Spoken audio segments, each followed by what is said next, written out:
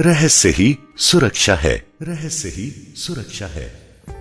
अत्यंत प्राचीन काल में दक्षिण दिशा में एक राज्य था। वहां देव शक्ति नाम का एक राजा राज्य करता था। उसका एक ही पुत्र था।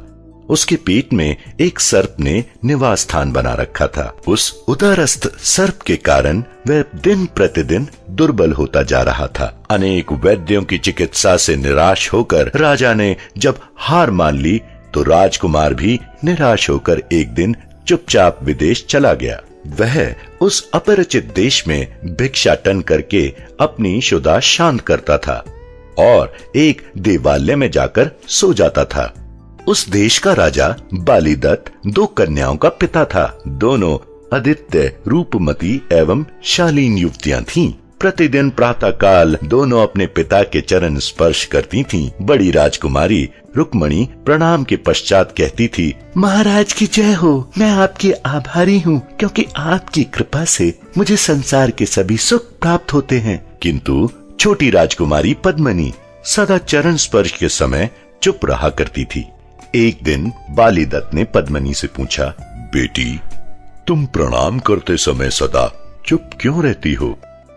पिताजी, पद्मनी ने दृष्टि झुकाते हुए सहज भाव में कहा, मैं उस ईश्वर को मन ही मन धन्यवाद देती हूँ जिसकी कृपा से आप राजा हैं और मैं राजकुमारी, वरना इस संसार में हम भी कहीं मजदूरी कर रहे होते। यह सुनते ही बालीदत्त क्रोध से बोला, यह राज्य हमने ईश्वर की कृपा से नहीं अपनी योग्यता से प्राप्त किया है। इसको बनाए रखने में मेरा पुरुषार्थ कार्य कर रहा है, ईश्वर की कृपा नहीं। पिताजी, पुरुषार्थ भी भाग्य के प्रभाव से ही फल देता है और भाग्य का निर्धारण मनुष्य के अच्छे बुरे कर्मों के द्वारा ही होता है। ईश्वर की कृपा न हो और कर्म फल सशक्त न हो तो पुरुषार्थ भी निष्फल हो जाता है।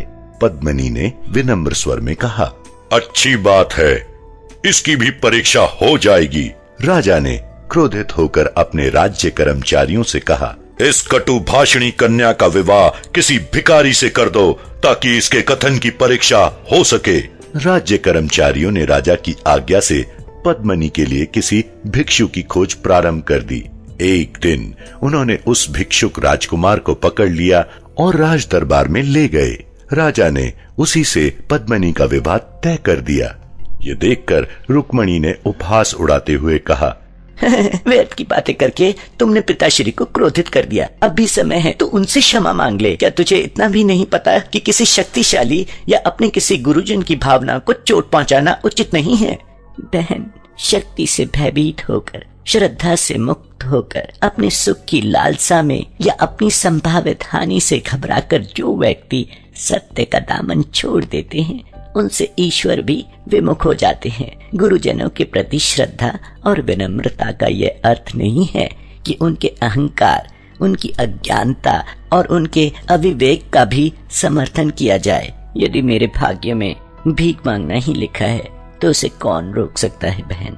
पद्मनी का विवाह उसी भिक्षुक राजकुमार से हो गया। राजा ने उसे 2-4 सेवक एवं कुछ धन दे दिया। राजकुमारी पद्मनी प्रसन्नता से अपने पति के साथ दूसरे राज्य की ओर चल पड़ी। मार्ग में एक जलाशय था। उसके तट पर विशाल वट वृक्ष था। राजकुमारी ने पति को वहीं विश्राम करने के लिए कहा और भृत्यों को भोजन बनाने का निर्देश दिया। उसके पश्चात वह स्नान करने चली गई। पद्मनी जब स्नान करके वापस आई तो उसने देखा कि उसका पति एकांत में सोया हुआ है। भृत्य कुछ दूरी पर भोजन बना रहे हैं। राजकुमार के मुख से एक सर्प अपना फन बाहर निकाले ताजी हवा का आनंद ले रहा था। समीप ही एक बिल में भी एक भयंकर सर्प फन बाहर निकाले घूम रहा था। दोनों क्रोधित भाव से एक दूसरे को देखते हुए बहस कर रहे थे। बिल वाले सर्प ने कहा, अरे दुष्ट, तू इस सुकुमार सुंदर राजकुमार का जीवन क्यों नष्ट कर रहा है? तूने भी तो अपने बिल के अंदर के विशाल खजाने को दूषित कर रखा है। तुझे तो मैंने कुछ नहीं कहा। मुख वाले सर्प ने बिल वाले सर्प से कहा। अब बिल वाले सर्प ने कहा, मुझे तो महाराज भोज को अपने पूर्वजों द्वारा दिया गया वचन निभाना है। इस खजाने की रक्षा करना मेरा कर्तव्य है। तू क्या रक्षा करेगा? कोई व्यक्ति तेरे बिल में मात्र 2 बाल्टी गर्म खौलता हुआ पानी डाल दे तो तू मर जाएगा और खजाना भी उसका हो जाएगा।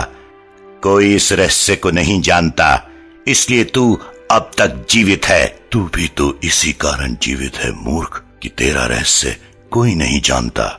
लेकिन जिस दिन किसी को ज्ञात हो गया कि पुरानी कंजी और राई का काढ़ा बनाकर इस राजकुमार को गरम गरम पिलाने से तू मर जाएगा, उसी दिन तेरी दुष्टता भी समाप्त हो जाएगी। राजकन्या ये जानकर विस्मित हो उठी कि उसका पति किसी देश का राजकुमार है। उसने एक भृत्य को भेजकर गांव से पुरानी कांजी और राई मंगवाई, फिर उसका काढ़ा बनाकर राजकुमार को पिला दिया। इसके पश्चात उसने बड़े भगोने में पानी खौलाकर उस बिल में डाल दिया। दोनों सर्प तड़पते हुए बाहर निकले और मर गए। राजकुमारी ने वह स्थान खुदवाया तो वहां इतना स्वर्ण और जवाहरात निकला जिससे 10 राज्यों को वैभवशाली बनाया जा सकता था। तभी राजकुमार ने स्थान को पहचानते हुए कहा कि वह उसका राज्य है। राजकुमारी ने एक भृत्य को राजा के यहाँ भेजा तो वह प्रसन्नता से अपने पुत्र एवं पुत्र वधू को साथ ले गया। बाली दत्त को सूचना मिली तो उसने लज्जित होकर पुत्री से क्षमा मांग ली।